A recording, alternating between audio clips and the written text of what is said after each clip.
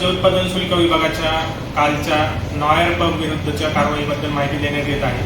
काल दिनांक 27 डिसेंबर 2025 रोजी पहाटे 5 वाजता अधीक्षकांच्या उपस्थितीमध्ये नॉयर पब विरुद्ध कारवाई करण्यात आलेली आहे। पहाटे 5 वाजेपर्यंत अवैध पद्धतीने हा पब चालू होता। तेथे एकूण 52 जणांविरुद्ध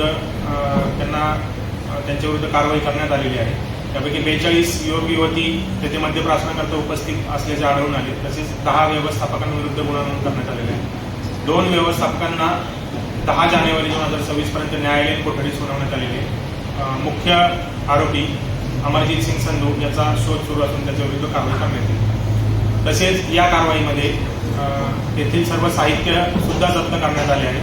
तेथील सोफा, त्याच्यानंतर तिथे टेबल्स, खुर्च्या, तसेच साऊंड सिस्टीम इत्यादी सर्व व मद्यसाठा असा एकूण 3.67 लाख इतक्या रकमेचा मुद्देमाल जप्त करण्यात आला।